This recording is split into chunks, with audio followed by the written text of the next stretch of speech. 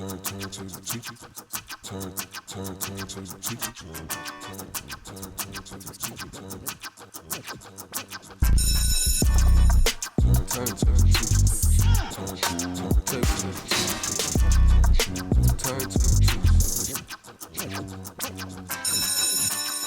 And welcome back.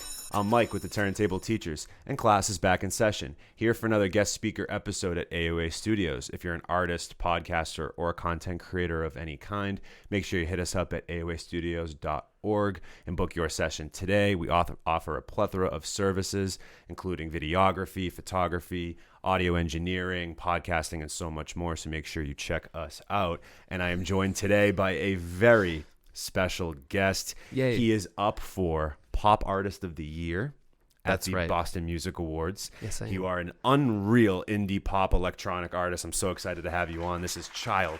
Thank you. Welcome to Thank the you show. so much. That's really, really sweet. Thank you. You're welcome. I'm pumped. Thanks for being here, I'm man. happy to be here. I'm so pumped to have you. You're somebody that I've known of for quite a while, Sick. especially through like the Lazy and Lucas and whole JMC camp. Yeah. Big shout out to Lucas, Lazy, The Lazies and the Timmy, Lucases. all of them, Gita, Derek, all you guys. Yes, the homies. Yeah, and so it's funny, you DM'd me on TikTok, which Yeah. I think is that how we initially started It this must be. I think that's how it was. Yeah, which is rare for me. Right. It's usually Instagram, but yeah, TikTok. Yeah, because I feel like I had found like I said, heard of your music a little while ago. I think I didn't hear your full album, but I feel like Lucas had been telling me about you for a bit. And then, As always. Yeah, seriously. And then it was just funny how it all kind of worked out. Yeah. Like, oh, hey, like, I love your content. Like, Yeah. You got, guests. I'm like, hell yeah. I was Yeah. like, oh my God, I would love to have Yeah. you on. And so this is the objective part of the interview, Okay. of the podcast. This is where we get to know a little bit about you and your Yes. background. Right. So I know you grew up in Shrewsbury. Is that correct? I did. And you went to film school for a few years, right? I did. Okay, so I'm I knew curious. this is going to happen. This is creepy. Yes, I did. It's going to get a little creepy, unfortunately. I hate to break it to you. If you're a fan of CHYLD, just coming on to us for the first time, I definitely pride myself on the research end of it. So if you, I got some gems for you. Oh, man. But I was curious because you being a musician and also have been somebody that's gone to film school and different things like that. I'm just kind of curious, like for you when it comes to your visuals and like some of the visualizers that you've done for a lot of your music, like I'm kind of curious, like what comes first, the chicken or the egg, so to speak, like having like a film, or like a visual mind, but also like an audio mind. Like I'm curious for you, like does the song come first and then you try to accompany a visual, or sometimes you see a visual in your head and you're like, I want to try to create a song that would cater to that visual. So I'm kind of curious for you, like where that sort of like lives, like where you find that balance. Yeah, I mean, like definitely more recently, the song comes first. Okay. I feel like the song usually comes first. I used to be really into film. So the way that the film got started was when I got my first MacBook ever, and I was really into just like iMovie, and I was like 12 or whatever. So I really wanted to do a lot of film stuff, and I think at one point in time, maybe being inspired by like movies like The Dark Knight, Inception, like Interstellar, like just like my favorite I know movies. you're a big Nolan guy, right? Oh my gosh, and he's so good, and I think like the cinematography really inspired me. So I think like, yeah, I think I would try to match like the feeling of the visual, but I think the song always comes first because I'm just like humming something, or I'm just like, I'll hear something, or it's usually melody. Like I'm all about melody. I love melody, so I feel like the song has to come first. Where sometimes it's challenging. It's like thinking of like, what does this like look like? So finding like a visual for it, that can be like the fun part, I guess. I don't know. Like it's definitely, it's different. But Well, I know with a lot of your visuals, like especially for your music, like you do a lot of like abstract sort of like visuals with that accompany, like especially with a lot of the visualizers. So I'm curious, like where do those ideas come from for you? Is it more about like listening to the beat, or like you said, the melody of the song, and then trying to like figure out something that works? Like what's your starting point when you're like trying to make a visual? I'm kind of just curious. yeah, I think in like a world with like social media, I think it's like, first of all, like it's probably something that grabs you, like something that's different. And I think more recently I've been in the mood to like find things that are just like kind of funny, like what would just be like funny to look at. And like I've gotten a cake smashed in my face. I've gotten like, I don't know. I've done like video gamey things, and I think I think I go by like the feel, because like I think 9 times out of 10 there's like not really a story. There's kind of a story, but I think I had like an easier time with like the album and like the way that the album was telling that kind of story, to like, okay, like visually, like I'm climbing this ladder, like there should be something about that. And but at the same time I had like a lot of like strobe. I just thought that kind of just like matched the mood, and just like kind of out of place, like fast moving, but also kind of like you said, like abstract kind of. Yeah, so I guess like finding like, you know, listening to the mood, and you know, being inspired by like the cinematography stuff, just kind of what looks like pleasing, I guess, on the screen. Right. Well, it definitely does. It's definitely eye catching for sure. Ear catching as well, of course, which I want to get into with your music. So we were just talking a little bit about off air about the fact that your mom growing up was like such a huge hip hop head, and your dad like loved rock, like you were saying, like your mom was into like Eminem, Tupac, and Biggie, but your dad was listening to more like a Van Halen style music. So where did I know you were saying your sister definitely, like you guys loved Daft Punk, but like I'm curious, like give me like sort of the breakdown of that, like why did you end up choosing, or how did you find your way into electronic and indie pop style music when your influences growing up from your parents were on 2 completely different spectrums and not anywhere near that genre of music? And I guess the only like music that they that we all shared together was like Queen, and I think Queen is like one of the greatest bands that's like ever existed. But so I think they were also like a big influence. I heard a lot of Queen growing up when I was a kid, and like to the point that I didn't know what Freddie Mercury looked like until like I was like much older. I think that is like I haven't thought about that, because my dad really, when I started to play drums, I was really into Green Day, and when I started to like drum, he wanted to show me a band called Dream Theater. So Dream Theater is like progressive metal, like double bass, like amazing musicians. They're insane, and it's totally different.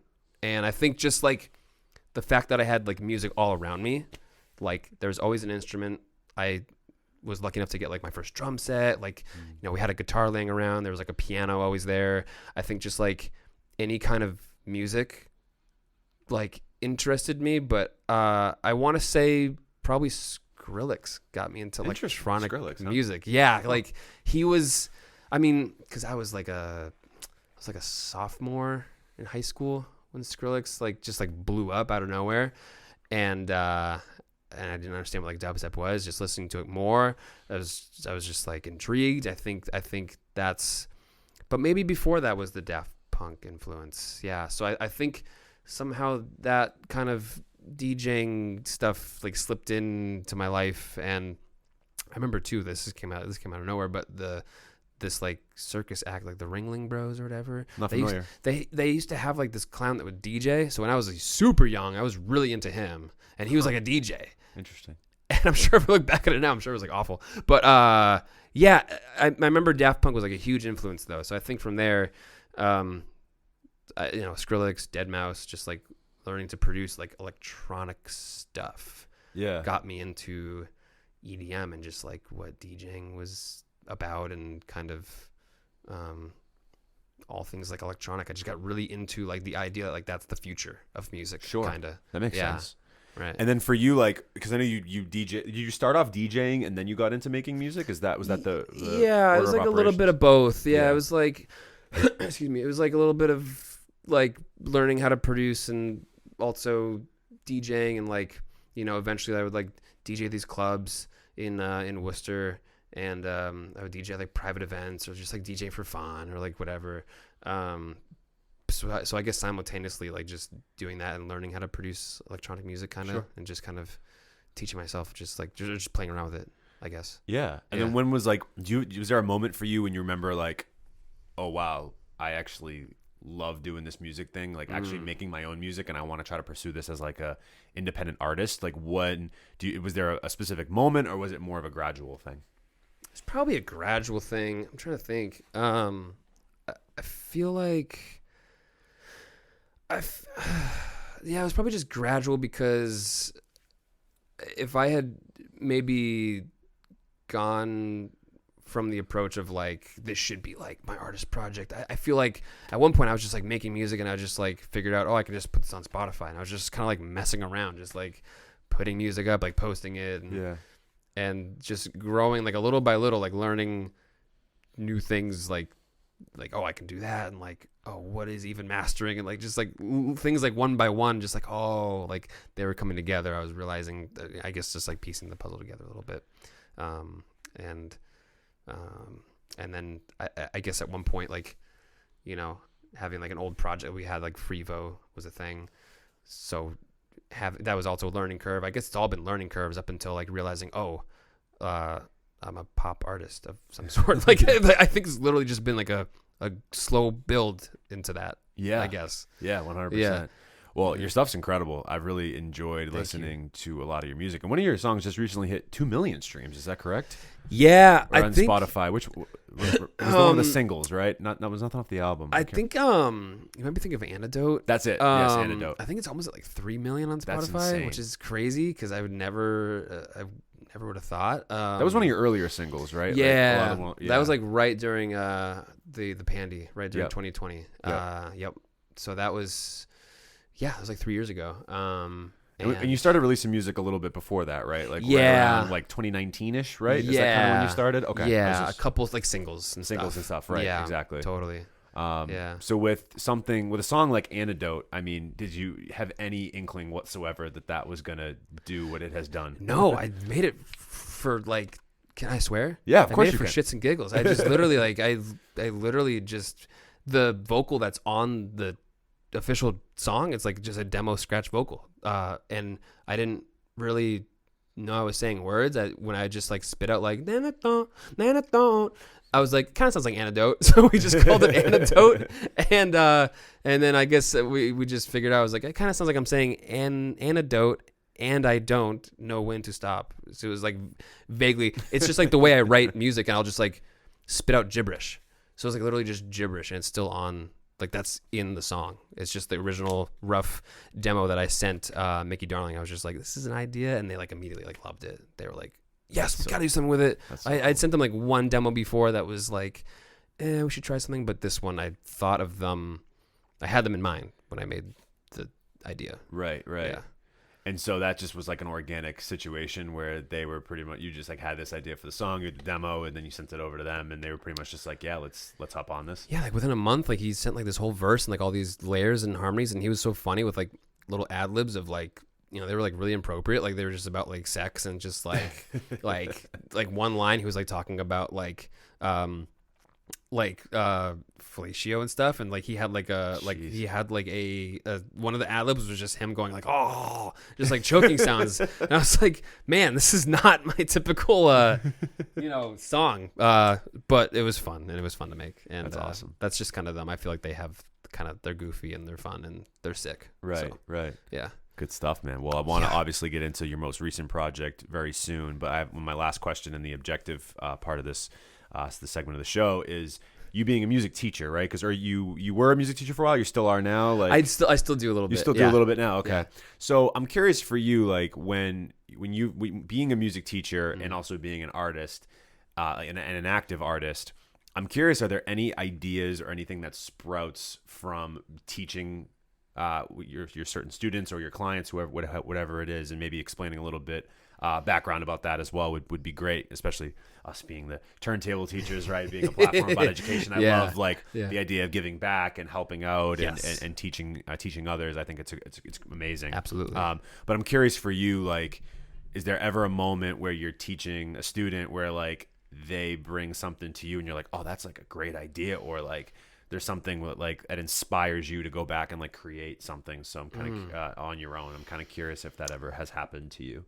I think through all the students that I've had and currently still teach, everyone kind of just opens my mind to different perspectives, and there's always like a different approach to like introducing music to someone. Like sometimes I've had even like kids as young as like 5, and so not like we're teaching like a lot of theory and stuff, but it's like, you know, it's still almost like because music is just like another language. That is the universal language. Sure. So I feel like if there's stuff I can't like explain, it's like we talk to each other through music, and I'll play something very familiar and they can just like play it back. So I think it opens my mind to like different ways to express my music. I don't know. It's interesting, like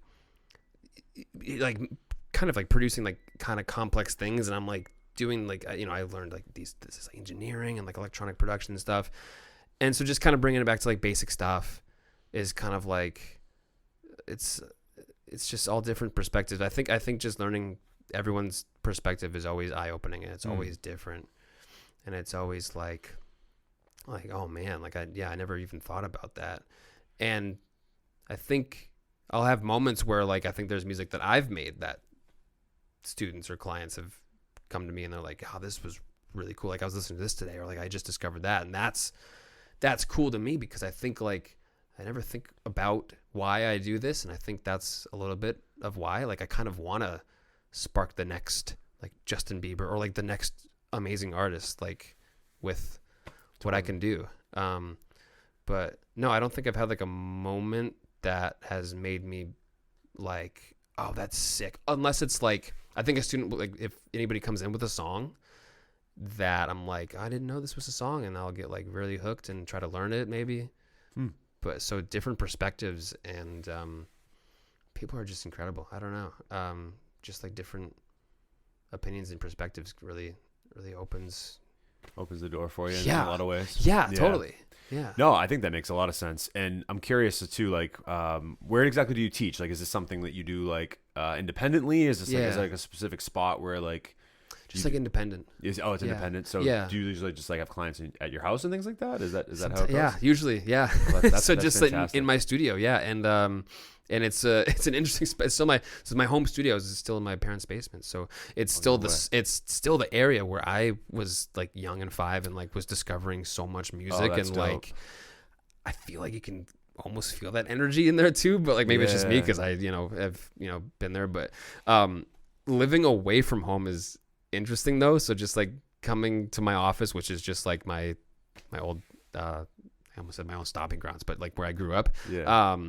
Is interesting. So having people there is neat. But yeah, it's got to be such a full circle thing for you, right? Kind like, of is. Where you sort of started, and now you're bringing other people into that space to like kind of like a vulnerable area almost. Like, I don't know, like and it's still half basement too. So there's like couches and a TV where I'm just like, man, I used to play video games right here. Like I don't know, like it's fun. But yeah, no, I record and teach and all that good stuff.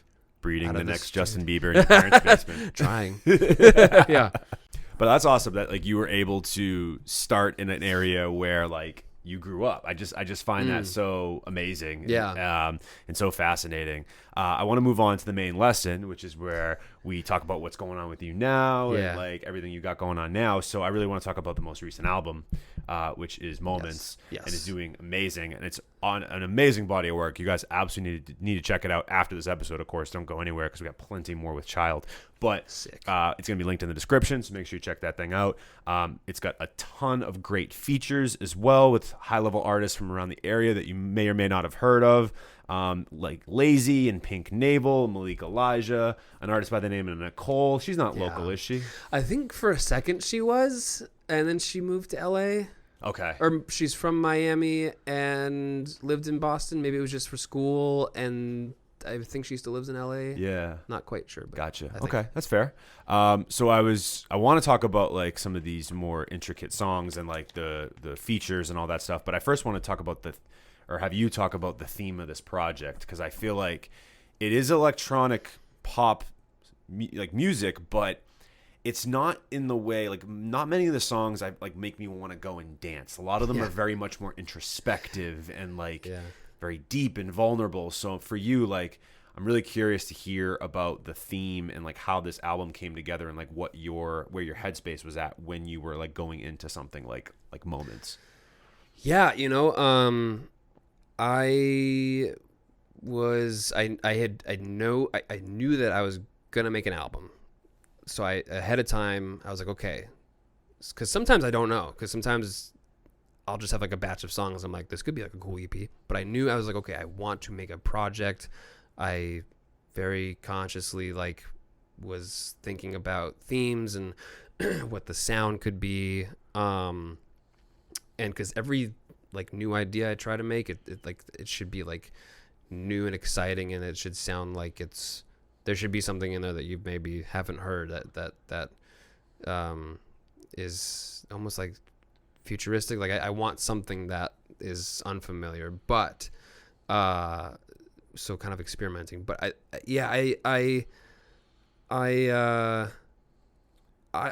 kind of didn't have like a strong theme, and I knew that I wanted to reflect on a lot of aspects of my life throughout. Like I had a gap where I wasn't really releasing much music, and I've just been in a lovely new relationship, which isn't like as new anymore. Like we've been together about 3 years now, so I think a lot of that was always racing through my mind, obviously, and you know, and I think I had this main idea to make kind of one of it very light and the other, or sorry, like one half very light, one half very dark.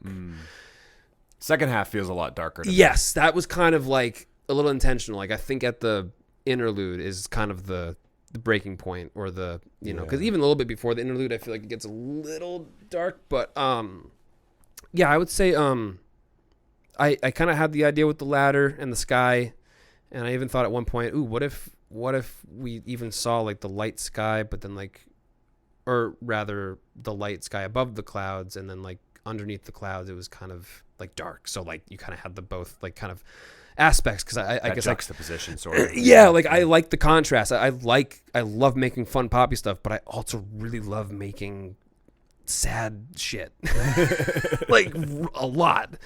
And so I was like, oh, I want to have both, and so I guess I wanted to split that somehow, and throughout like making ideas, you know, like it would just depend on the day, like whatever came out of me. I think I had like 30 or 40 just demos, like ideas and stuff that I was like, okay, I want to have a lot of ideas just so I can narrow down like what makes sense, or like what tracks live together. So I think I ended up calling it Moments because, like, I don't know, each part just felt like a different moment of like the time, like from whatever August to March that I was like making that album rather. Because so you know, and which, by the way, like the title track of the album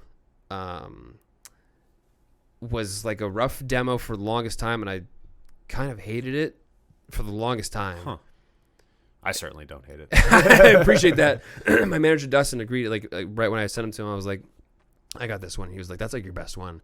And I was like, I don't agree with that. It needs a lot of work. And I didn't change it too much. I kind of, you know, like I said, I kind of have like gibberish ideas, like lyrically. Like I don't really spit out words until I kind of have time to write. But that's all I did was kind of change it, like add words and just kind of produce a little bit more. But that was like a thing of like, oh, I don't think that's gonna be on the album. Like I really don't like that one. And it ended up being like the theme of like the whole album. And just that kind of you know, like there's I think there's lyrics in there like, on the track Moments of something like, you know, like now my skin's glowing, like, you know, I went through this dark time, but now I feel great, like you know, there's themes of that And I don't know if I even answered the question, but that's kind of like No, you did. No, I was curious. Like I said, like the question was more or less on the theme and like sort of how you kind of came to the conclusion of calling it moments and different things like that. But I think you answered perfectly. Yeah. And what I love about it is you feel like you created a world with this thing.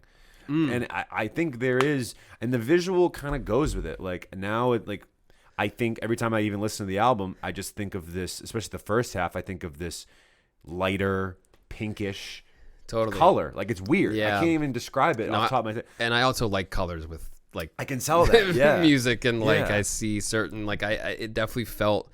And I guess this goes back to like, visuals against like music, and Sure. all the music came first, but I kind of always had this idea of like an infinite ladder of some sort.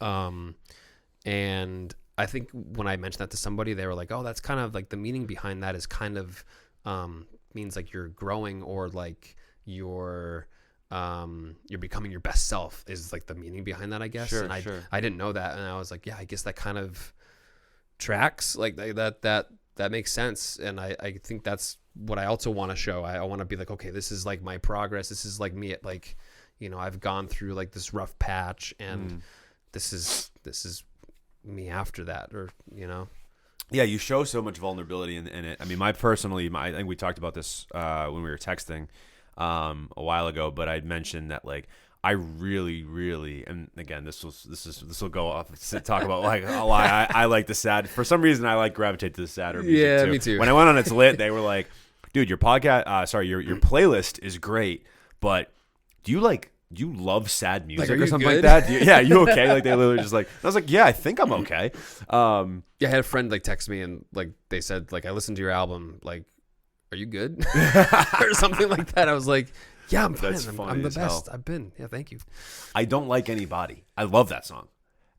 And I feel like that for me was one of like the pinnacle moments of the album, and I could really relate to it a lot too, because being in, like, you had talked about this relationship that really impacted you, the one that you're in currently, and like I felt the same way. Like I feel like that relationship I'm in, like the person that I'm with, like she really helped. I don't want to say save me is like a little dramatic, but like really did. My girl saved me. Yeah, it's like true big though. time. And I love the line in there where you say, it's like you feel so like comfortable and safe sleeping next to them, and like, and it's interesting, like, and I feel that same way too, and it's funny because I was somebody that never liked that, I used to hate sleeping next to people, but it was interesting when it was like the right human being and like waking up next to that person and all that. So even though there's like a really crazy sadness to it and tone to it, there is like a sense of like almost relief in a way. Yeah. So I love that song. That's my personal favorite because I just could connect to it most out of anything. Yeah. I'm curious for you, like, what's your favorite track that, I know it's hard to ask on if somebody's like asking someone who's their favorite child, but deep down there is a favorite of yours. I know, because they'll kind of like are my babies. Like all my songs. Of are my course babies. they are. I love making song babies. I think I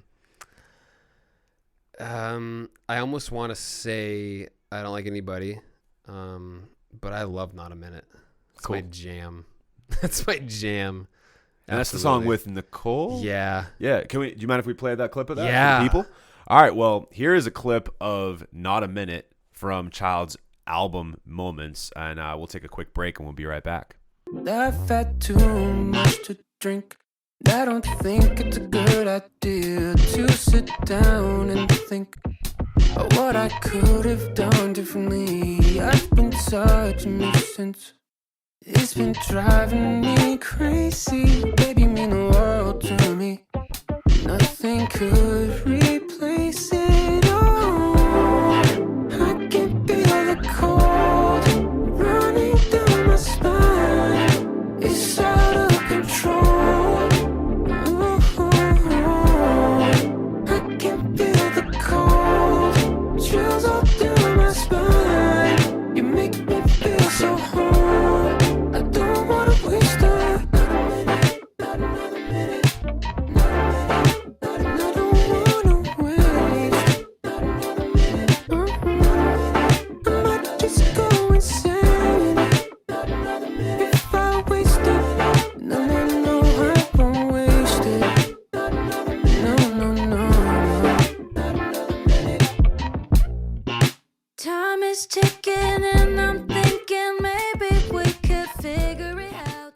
And that was Not a Minute, featuring Nicole from CHYLD's brand new, or not brand new, but most recent album. Yeah, it's new. Yeah, newish. Brand new.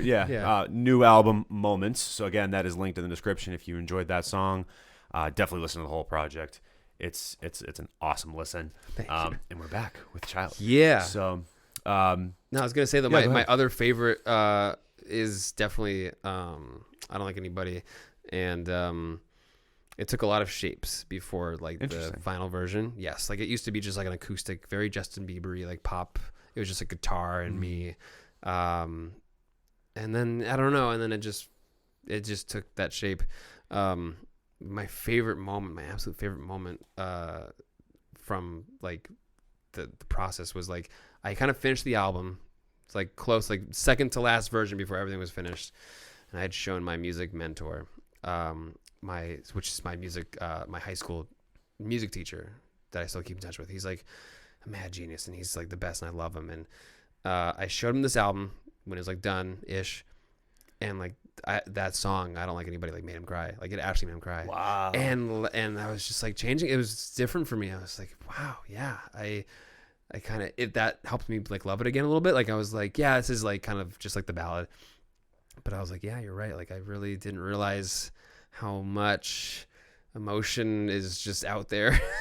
No shit. No, it's no. You put a lot into me too, and like I definitely felt I felt a lot. I don't want to say I even felt something because I feel like that's underselling it. I felt a lot listening to that song. So I mean, I'm a huge fan of the whole project itself, but that was one that I certainly gravitated to the most. I want to talk a little bit more about the project, specifically the features, and I want to get into some of that. But amazing features. They are. However, it's actually time for a pop quiz. Okay. So, what? Yeah. Oh shit. That's always everyone's reaction. Yeah, to pop quiz. All right. All right. So, for those people that are new to the podcast, just coming on to us for the first time, pop quiz is a segment where we ask our guests rapid fire questions. Okay. Some of them have to do with music. Some of them have absolutely nothing to do with music, and it just interests that you have or things about you that I found out. Okay. So, we're gonna start off, easy, and then we'll sort of work our way into some of the more shocking and different. Like, is it questions about me, or is it questions just music? It's questions about you. Oh, I should ace it. Yeah, right, exactly. That's what I mean. That's why, like, at pop quiz, everyone's like, "Oh crap!" Like, "Oh no," but it's actually about you. So as long as you know yourself, you should be fine. Okay. So I'm gonna try. Anyway, I know your favorite film from Chris Nolan specifically is Memento. Or Memento, excuse me. Yeah, I go back and forth with Memento and The Dark Knight. But okay, yeah, I'm right there with you. Yeah. By the way, because my two favorite directors of all time are Tarantino and Memento. Amazing. But, sorry, Tarantino and Nolan. Yeah. Same thing. I screwed that Memento. up. You can say Memento for me. My two favorite directors are Nolan and Tarantino by far. They're like two of my favorite. Me too. It's probably for me Tarantino then Nolan, but it's close. Okay. Yeah, it's close. I would go. I gotta go Nolan, Scorsese, Tarantino. Scorsese's in my top three as well. That's probably my top three, and Scorsese's probably third for me. But again, I think they're all interchangeable personally. Yeah. So anyway, back to the film Memento. I'm curious, like, what's your favorite element of it that no one, especially if anybody hasn't seen it, because it's kind of like a hidden gem. Like a lot of people don't know it was a short story that was actually written by Jonathan Nolan, and then Chris ended up making it as a film in like 2000 or whatever it was. I only know this because I took a film studies class in college, and that was like one of the films / short stories that we used there. So great film to study. What's your favorite element of it? The distorted timeline. I think after I watched it like the fifth time and understood that, like, you know, how the black and white scenes were coinciding with the colored scenes, but I think also the fact that, like, after like 12, 13, 20 times, whatever, how many times I've seen it, I think just the ending or most of the timeline, I still have to brush up my memory and look things up and like research. I think it's like confusing on one watch. It's like it's tough to grasp. You're done with one watch. It's like you really need at least like 5, I'd say, because like I think for me it was maybe after the third, fourth, or fifth, whatever time it was, that I was like, oh, okay. And still, like, I think that's probably why, because the fact that I have to research and like there's so much that you have to think about is probably why I like it. I love that. Yeah. What would be your Mount Rushmore of Christopher Nolan films, like the top 4 in your opinion? Probably Memento and Dark Knight are already in there, but what would be the other 2? I would go, like, if I'm going from the 1, I guess Memento, The Dark Knight, still close tie, but I would have to say Interstellar. Definitely is in my top 4 as well. I'd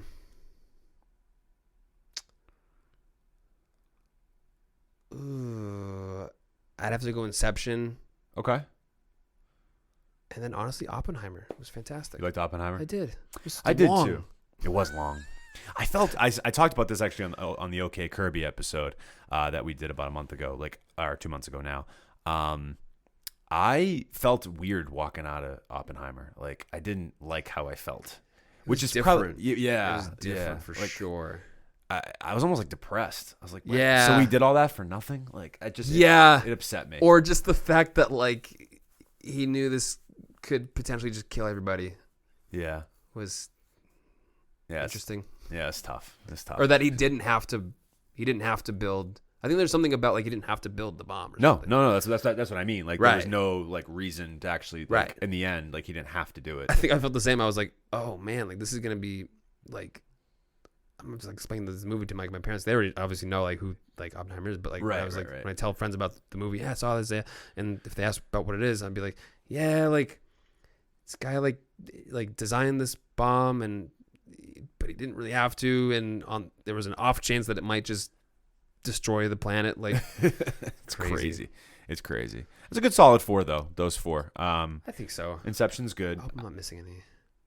I'm trying to think. I'm definitely missing. Because Dunkirk was good, but not top 5. No, I don't think Dunkirk is in my top 4 either. Tenet, same really thing. good. Tenet, I wasn't really a huge fan of. Like, yeah. I liked it, but I did forget about that one though. But that was Yeah, I'd say that those Inception's kind of the classic. Like, Yeah. I just anything with Nolan and Hans Zimmer together just works. Mm-hmm. Yeah, brings me to my last Christopher Nolan question. I like this. What's the best score of any Chris Nolan movie in your opinion?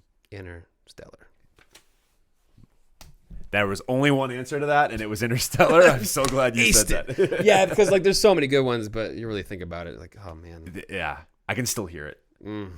I can still hear it. And dun, dun, I had a student ask me, "Can I learn that?" I was like, "Yes." So good. So good. So I'd say probably the Interstellar, probably The Dark Knight, then maybe Inception for soundtracks. Yeah. The score is incredible on that. Yeah. I know you're a big tech guy. You like that's like a big part of your life. You're easy with you. Tech comes easy to you.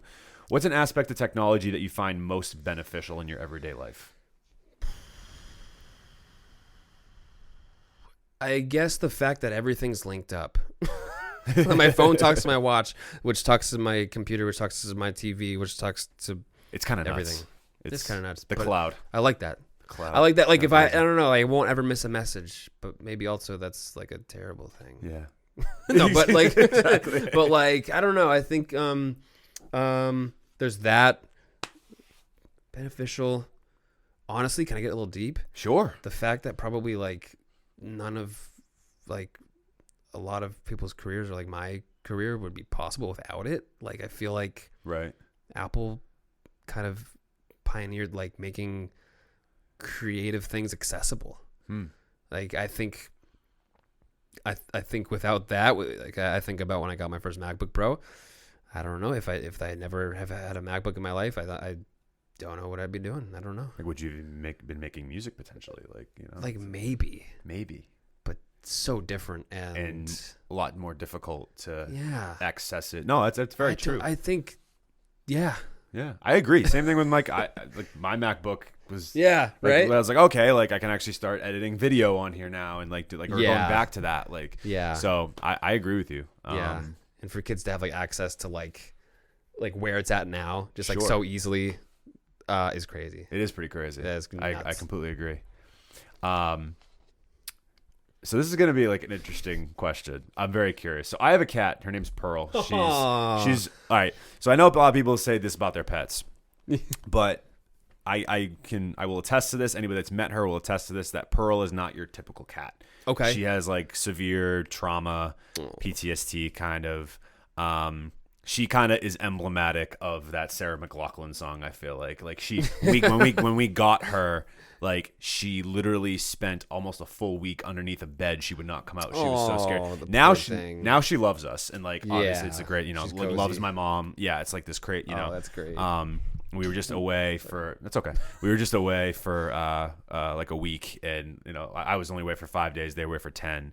And so I went back like the last 5 days they weren't there, and she's like freaking out, like where is everybody, like blah blah blah.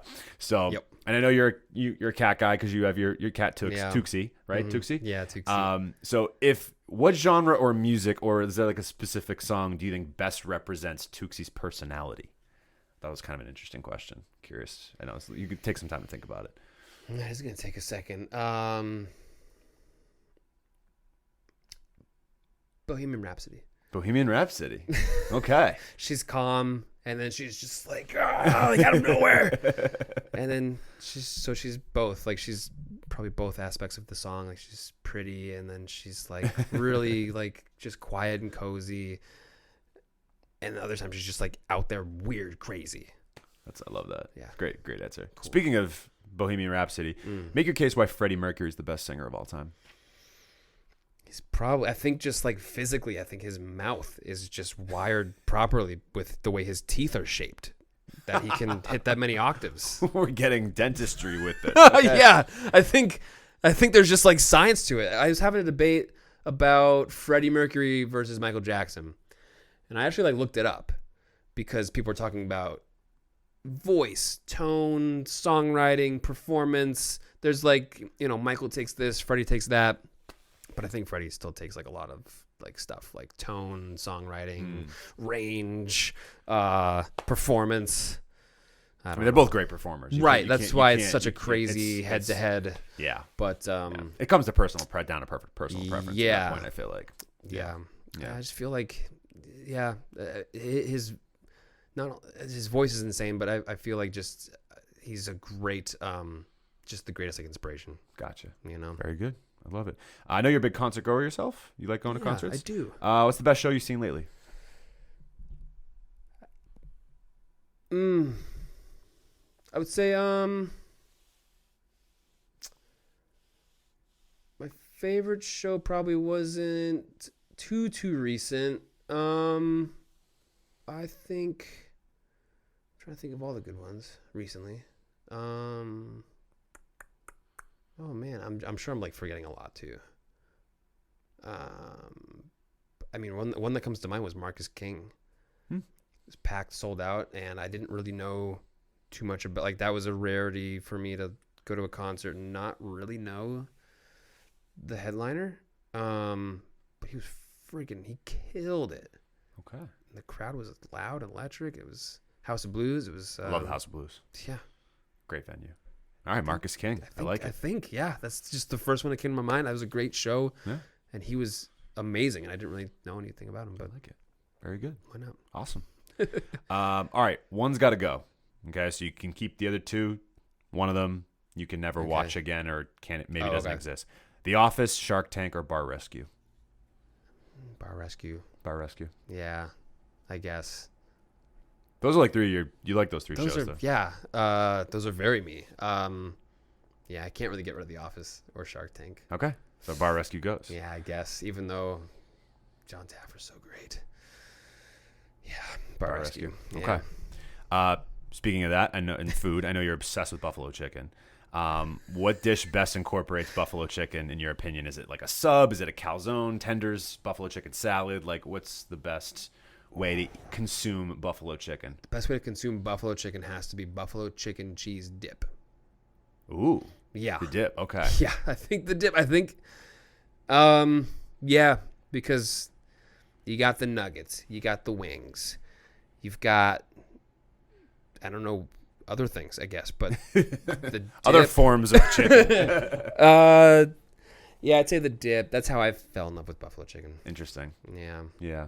Yeah, I've had too much of that. Yeah, I've heard you could like almost eat it for every meal, huh? Yeah. It's like what, big obsession for you. Mm-hmm. Yeah.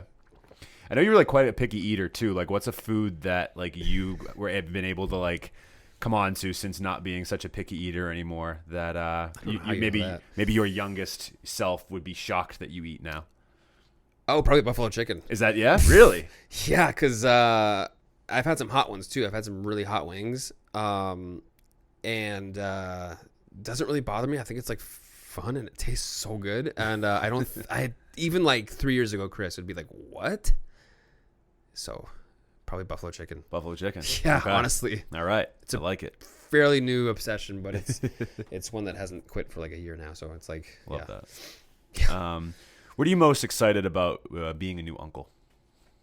Oh man, being a role model and being like a cool uncle. The funkle. The funkle. I want to be a funkle. Everybody wants to be a funkle. I know. Don't you just? Yeah, I don't know. And just like introduce them to like music and like, it's really, really weird having a new member of the family because we're such a close family, and I love my childhood so much. It's just so my sister's my only sibling. Yep. And I just love like our childhood. I just love like all the memories and like all the home videos. So just having like her having a baby is crazy, but also just like having a new member of our family is like pretty insane. And to be like, wow, like you're basically like, that's going to be your mom. That's crazy. But also like this family it's just going to be so great. Like, welcome to the family. But also I want to just, he's going to have an amazing life. Like, he's so spoiled already.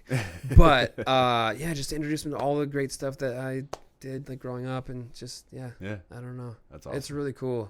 It's really weird, but it's really it cool. is weird to be at this age now where like this is like Yeah. a thing and possibility and like all that, like people getting married, people having kids. It's crazy. Like, it's new.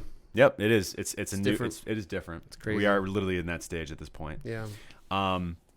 What's your favorite memory or moment from your very more short-lived time doing the Mind Bacon podcast?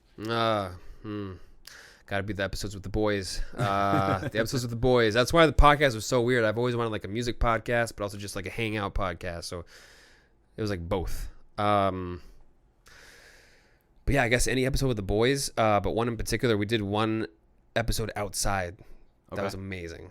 I think it's like episode 6 or something like that. And so I brought all the gear outside, like interface, like set up chairs, and just put the mics. It was great. It was a good time.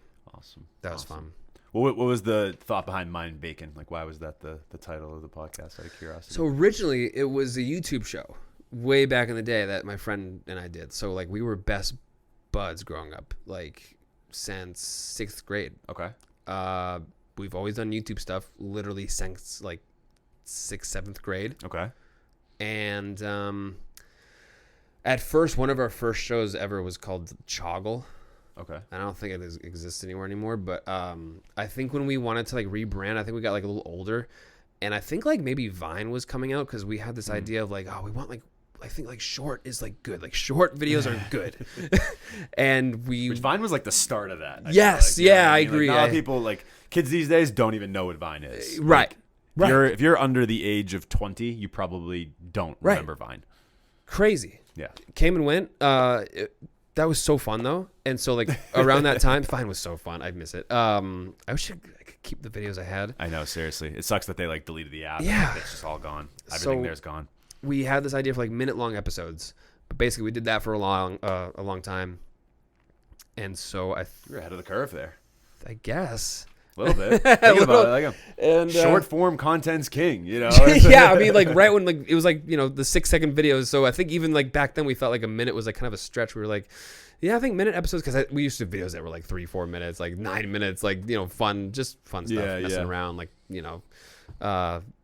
But yeah, and then I think using that name for the podcast just made sense because I was gonna do a lot of episodes with him, and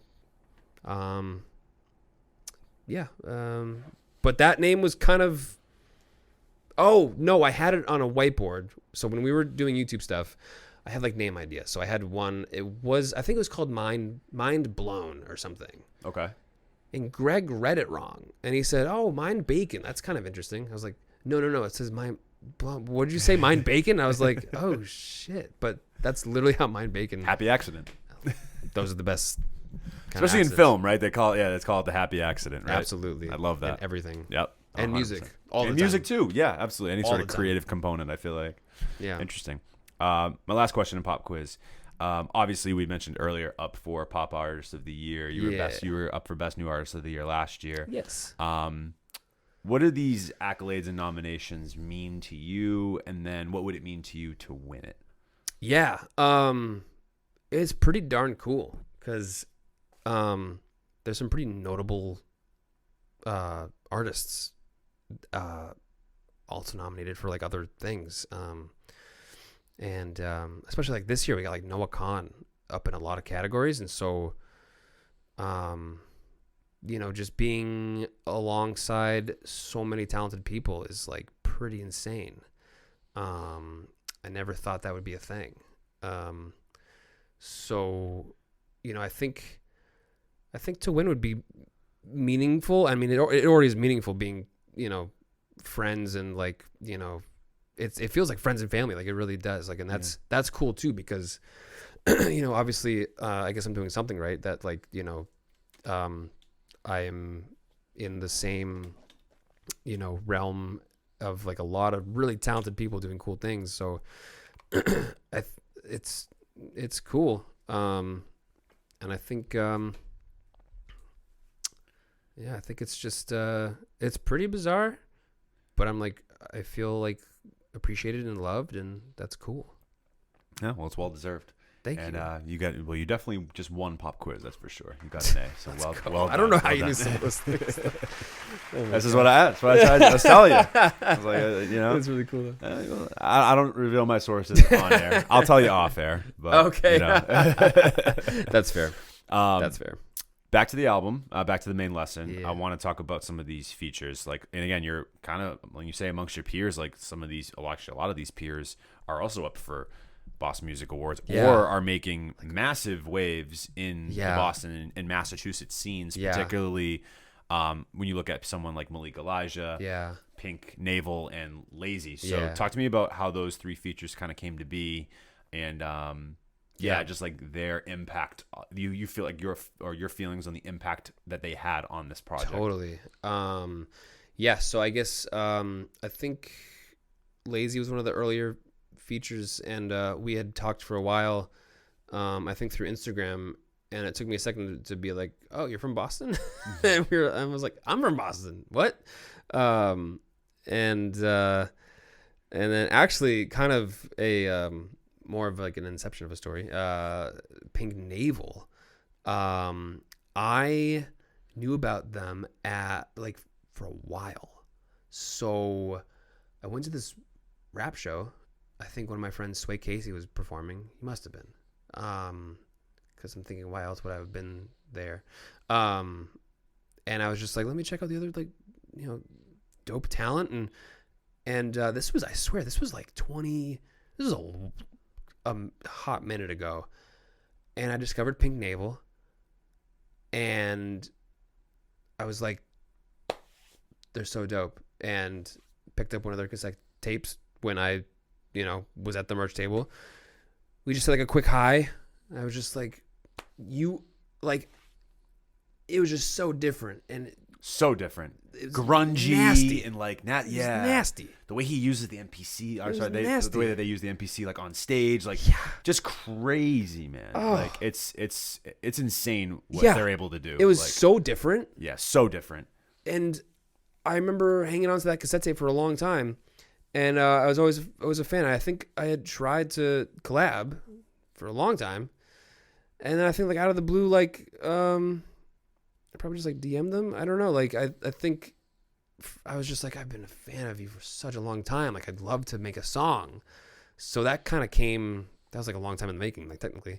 But it was so cool that we were able to reconnect. And then Malik, I guess I just got hooked up through my manager, because he's always, turning me on to like amazing talent and just like dope people. I'm really just about like really cool people, like really nice, cool people, and like. That's weird. But I just started playing like young MA. Okay. You never know what's gonna happen on Turntable teaches people. Yeah, but talent or not, or like, just dope people. And Well, they're both three really cool people. Yeah, I mean, they and really they're are. very I know Lazy Bet, like I know her personally pretty well. I've met Malik in passing one time, and then I've He's so seen dope. Pink Navel twice Yeah. as a performer. Yep. Once at Nice Fest and then once at Hope Fest. I've never met them formally though. Yeah. But just I get the sense super cool people. Like that's Like the coolest. That's why I'm also like blessed. Like that, like along with the awards, it's just like everyone that like this community, like all of us. I'm just blessed. Because I used to do like really shitty people, and like being done with shitty people is great. So being with all these just unbelievably talented and kind and sweet folks are just it feels great. It's great. Yeah, super. Yeah, no, They're they're all great songs. I mean, I appreciate all Drifting, 0%, and Sleep When I'm Dead. Yeah. All fantastic tracks, and they all bring something super different to the table to this project. So, no, it's like I said, we talked about it many times, but it's an amazing body of work. As always, like I said, linked in the description. Make sure you check that thing out. After the episode, we're not quite done with you yet. we got a little bit left. I got sick. two questions left for you. One being on the performance side. Yeah. So you as a performer, you've opened for so many different acts and like pretty high level acts too, like Tourist and Jake Miller. You even said off set, you said a couple of different ones as well that I didn't even know about. What Grace and Chance was a bit ago. And then when I was part of like an old project, we opened up for like Wale and Goldfish and Elefante.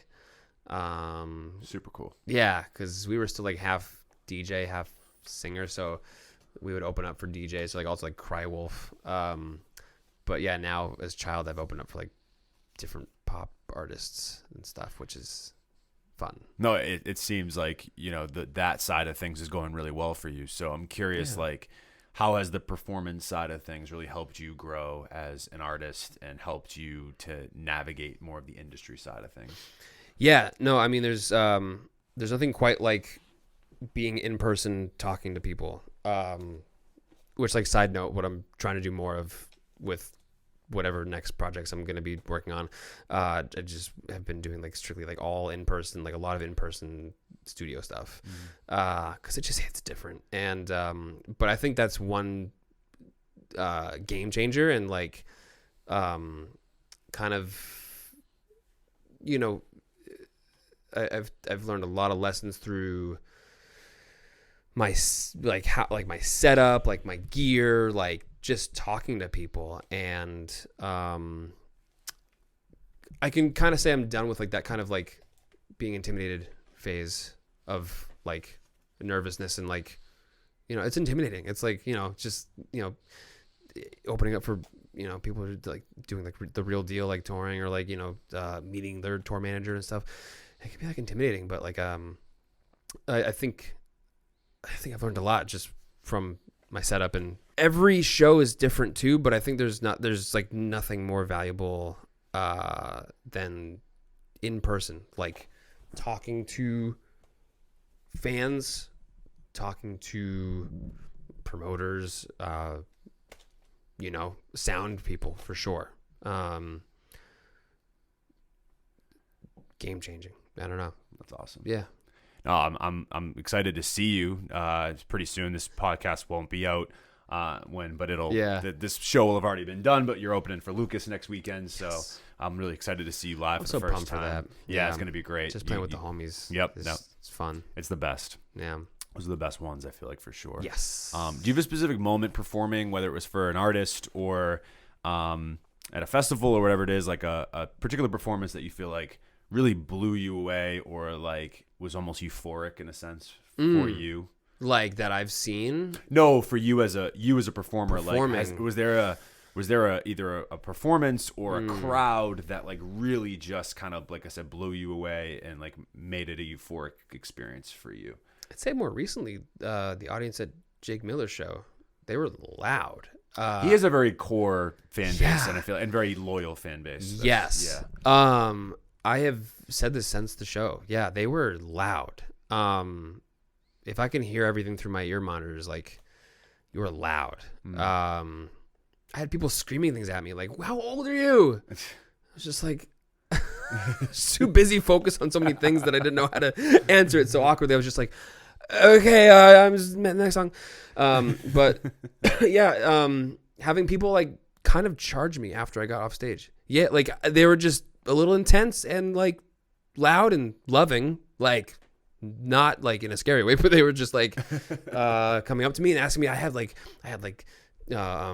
that were just like students, asking me about like production, like mixing and stuff. And then I had other people ask me like, oh, like just about my, about CHYLD and stuff. And they were crazy. Yeah, they were loud. That's crazy. Yeah. That's awesome. No, I've been listening to, I haven't listened to Jake Miller a lot recently, but he's an artist I found like almost a decade ago. So it's cool that he's still really like, like doing his thing. I think he mentioned something like that. Like he'd been touring for 10 years. Long time. Yeah. I came on to him early on. I remember. Wow. I think I was in college or maybe getting just out of high school or something like that. Who knows? I might have heard like a Jake Miller tune like a while ago. And yeah, he's been around doing it for quite a bit. My last question in the main lesson was about Sleepy Kid Records. I'm kind of curious, like how that came to be and like what your like long-term goals with that are. Yeah, I kind of want like a brand that like everyone can like feel a part of, and something that's it hasn't been developed in a while, but like something that's you not just like unique, but something that like we can just all share, like kind of in the community sense, something that's sharing strictly amazing music from just incredible talent, but also kind of like a hub for content. So like some podcast stuff, like some merch stuff, like fashion, and like just very like creative people like just showing off their art. And it's mainly just been me. I haven't really done a lot with it, but I want to still. Cool. Yeah, it's been a minute. Well, it sounds like you got at least a way forward with it, or at least a thought. About how Yes, you gotta at go least like, yeah, at first it was like a record label, but now I'm like, it could be just a cool media company. Yeah, in some way, shape, right. or form, or entertainment company. Right. No, that's great. Yeah, I'm very much looking forward to seeing your growth with that as well. Thank you. Well, CHYLD, this has been an incredible episode. This was so much fun. I'm so glad. I'm so happy to much. have you here. Can't let you go yet. This is the last segment of the show, this is the open response. This is the dream song scenario. Ooh. So I'll structure it for you. Okay. You get a song. It's a CHYLD song. Yep. And you get 1 to 2 producers, and you get 3 guest vocalists. Can be any artists or producers, dead or alive. So again, 1 to 2 producers, 3 guest vocalists. Okay. Who would be on CHYLD's dream song scenario? It's gonna be like a massive song. Let's see. Producers, I'd want Skrillex up in there, Sonny doing something. Mm-hmm. Other producer, I would say maybe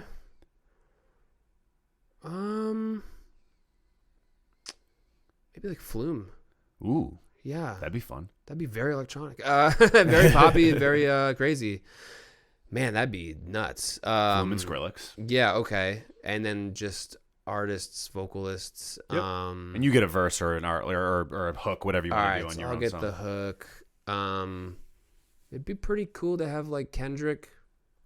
Ooh. Yeah. Kendrick. Kendrick on a Skrillex and Flume beat. I Yeah. feel like would be pretty tight. I want to say like might be interesting to throw Charlie Puth in there, Okay. and then maybe be really really wacky just to throw Freddie Mercury all in that mix.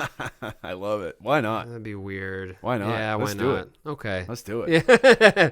Something like that. I think that's great. It'd be probably some kind of meshy, pop-ish, grungy, hip-hop-ish, something like that. Some mishmash of shit. Just throw it around. That shit. Like, good shit. Yeah, like great shit. no more genres. Yeah. This isn't a genre anymore. Yeah. This is just a mishmash of music. Yeah. Well, Child featuring Kendrick Lamar, Freddie Mercury, Charlie Puth, produced by Yeah. Skrillex and Flume. I think Sure. I think it would be a smash. I think, or at least people would click it. People listen. Yeah, what yeah. the hell is this? People would listen to it. I think They'd that's give the it at most- least 20 seconds or something, 30 seconds. I think just out of sheer curiosity, people would be like, True. I want to hear this song. Just give it the one. That I'll was let a- them kind of take over. I'll take like a little pre-hook or something. Yeah. I'll let them kind of take over. That's awesome. Well, I mean, think about it this way. I mean, like, you have, I think just again, out of sheer curiosity, that was the most versatile, I think, dream song scenario we've had. Yeah. I don't think I've had anybody come on here and throw out there like electronic producers with also like MCs and singers Yeah. and like Queen. Like, it's It's just because I feel like all of them can do anything. So like, except maybe Charlie Puth. No, he can do pretty much anything. He's he's really talented. So Yeah, I think they all are. Yeah, I think they could. I think that's why I picked them. They can do anything. Yeah, I think it would work. Dope. somehow. Somehow, some way, we'll make it work. Child, thanks Dude, so much for thank being you. here. This is an Appreciate absolute it. pleasure. Thank Loved having you on the show. This is great. Yeah, likewise. Nothing left to do here, but just plug away. So where can the people Plug find it. you and whatever else you got going on? Any shout outs, whatever you want to do here. At CHYLD Music, and then just CHYLD anywhere. Spotify, anywhere you like to listen to music. Spotify, Apple Music, Google, Amazon. I don't know the title, whatever the ones are. And yeah, my new album is out. And I'm probably gonna be promoting that for a hot minute. So I'm working on new stuff always. So keep an eye out. I love it. And if you're a fan of Child, just coming on us for the first time, you can follow us at Turntable Teachers on Instagram, TikTok. Hit up our website, turntableteachers.com. Do it. For all the latest blogs, podcast episodes, merch, all that stuff. You guys know what the deal is there. And then, of course, like I said at the beginning of the episode, if you are an artist, podcaster, or content creator of any kind, make sure you hit us up at aoastudios.org to book your session or service today. Once again, Child, thank you so much for being here. Thank you, dude. Fantastic Appreciate episode. it. I Thank love you. it. And nothing left to do but conclude. So I'm Mike. That's Child with the Turntable Teachers. And class is officially dismissed. Bye. Turn,